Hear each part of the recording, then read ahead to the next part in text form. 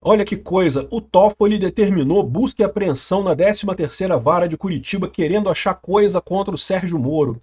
Eu vou falar um negócio para vocês, o STF está em modo full defensivo, né? O Moro foi eleito recentemente, então ele nem precisa disputar a eleição agora, mas é lógico, se puderem tirar ele do Senado, seria uma coisa ótima, né? E o Toffoli mandou fazerem essa busca na 13ª Vara Federal de Curitiba. Claramente, para mim, isso daqui é uma fishing expedition, né? Esse caso aqui é o caso daquele empresário, Tony Garcia, que alega desde a época do Banestado de ter sido assediado pelo Moro, que o Moro obrigou ele a fazer coisas e não sei o que lá. É aquela velha história que eu falo sempre para vocês. Muita gente tem essa ideia de que, não, quem não deve não teme. O governo pode ver tudo na minha vida. Na prática, meu amigo, quando o governo quer achar alguma coisa contra você, meu amigo, pode achar as coisas mais malucas. Olha o Mauro Cid, que foi preso por falsificação de cartão de vacina. Deve ser a única pessoa na história da justiça brasileira que foi presa por falsificação de cartão de vacina. Vamos entender esse caso aqui da 13ª Vara de Curitiba. O Moro tá na mira. O Toffoli decidiu que a PF devia fazer uma busca e apreensão na 13ª Vara Federal de Curitiba, por conta desse caso com o Tony Garcia, né? O Tony Garcia já há muito tempo acusa o Moro de ter feito coisas erradas e ter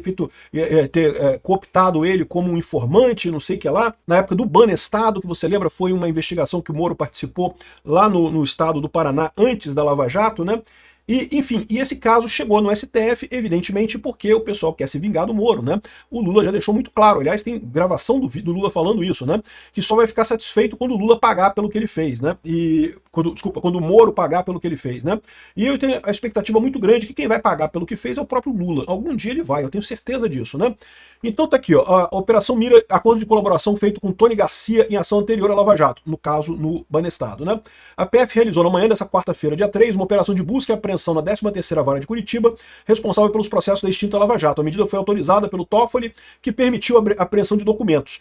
A ordem atende reiterados pedidos do Supremo para que a Justiça Federal do Paraná enviasse registros ligados a investigações anteriores à Lava Jato. Segundo o STF, o material devia ter sido remetido há meses, o que motivou a determinação do cumprimento forçado. A decisão de Toffoli se baseia em indícios de descumprimento contínuo de ordens judiciais, o que impede o avanço das apurações abertas no Supremo sobre possíveis irregularidades na conduta de casos pré-Lava Jato.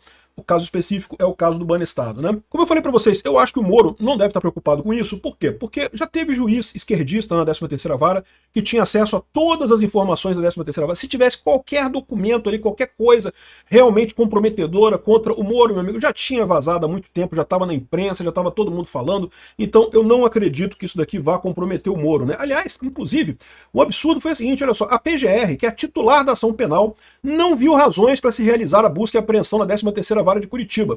Ainda assim, contra o órgão encarregado da acusação pública, o ministro Toffoli determinou a expedição do mandato. O sistema acusatório no Brasil acabou. O que quer dizer isso? Como é que é o sistema acusatório? Você tem a parte que acusa, que é o PGR. Muitas vezes o pessoal critica, não, que a PGR falou absurdos, a PGR acusou disso, a PGR acusou daquilo, né? O Ministério Público acusou de um monte de coisa. E eu sempre ressalto nos meus vídeos aqui, tá? É lógico que a PGR deveria se ater à lei, mas ela meio que está fazendo o papel dela. O papel dela é acusar mesmo, é dizer que tem as coisas piores no mundo naquilo ali, né? Criar um caso contra a pessoa. Por quê? Qual que é a ideia do sistema acusatório? Você tem a acusação, você tem a defesa, que vai ser o próprio advogado da pessoa que está sendo acusada, e no final você tem o juiz, que seria a parte isenta, que vai olhar para um lado e para o outro e vai decidir. Só que qual que é o problema? O juiz não pode decidir mais do que a acusação acusou, e nem pode decidir menos que a defesa defendeu. Por óbvio, né? Se você tem os dois, a acusação e a defesa, eles delimitam o espaço da decisão do juiz. O juiz pode decidir, se ele achar que o cara está absolutamente culpado, é culpado de tudo, fez tudo errado, ele vai julgar exatamente como quer a acusação. Se ele acha que o cara é 100% inocente, ele vai definir exatamente como diz a defesa. Qualquer outra coisa no meio do caminho é alternativa. O juiz achou que algumas coisas eram pertinentes, outras não eram, ele decidiu alguma coisa no meio do caminho. O que não faz sentido, tem até um nome para isso, que é decisão extra petita, né? Ou seja, quando o juiz decide além do que foi pedido pela PGR, pela acusação, caso que, ou seja, violou o sistema acusatório, né? O sistema acusatório delimita o caso ao que define a acusação e a defesa. Por que isso? Porque o juiz deveria ser neutro, o juiz não devia estar interessado em um lado. O que está acontecendo nesse caso do STF é que vocês sabem, os juízes não são neutros. E o juiz não sendo neutro, isso é um problema. O juiz está querendo mais do que o PGR. Se o PGR não fez acusação, tem que acusar mais, tem que fazer mais coisa aqui com o PGR. É o caso clássico aqui, esse é o problema que foi feito aqui, né? Então, sem dúvida alguma, um problema extremamente sério, algo totalmente fora do devido processo legal, e realmente é uma violação isso daqui. O próprio PGR disse que não precisava da busca e apreensão. O Toffoli determinou mesmo assim a busca e apreensão lá na 13ª Vara de Curitiba, né? Então, bom, a PF foi lá, fez a coisa, pegou os documentos todos ali, não havia detalhes sobre os motivos da operação, a gente já sabe agora que é a busca de documentos referentes ao caso do Banestado. Mas, de qualquer forma, isso quer dizer que não vai encontrar nada? Esse é que é o problema, né?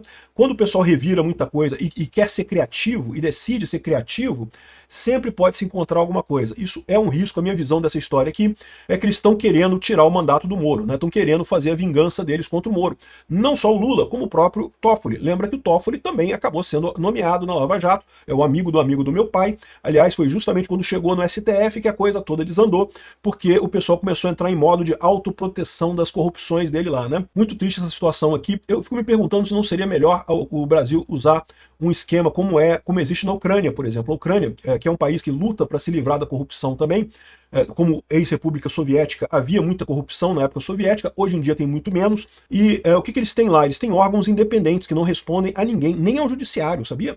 O NABU e o SAPO, que são os dois órgãos deles lá, faz o papel da promotoria e o outro faz o papel da polícia. Eles são totalmente independentes do governo, não obedecem nem ao governo e nem ao judiciário. Eles próprios fazem a perseguição e aí, quando eles têm evidências, aí eles acionam o judiciário para julgar os casos. Então, é uma questão interessante. Tem vários países na Europa que também atuam da mesma maneira, né? Se não me engano, houve até uma iniciativa nessa época de transformar a Força-Tarefa da Lava Jato em um órgão desse tipo, um órgão totalmente independente da estrutura estatal para fazer esse tipo de investigação, né?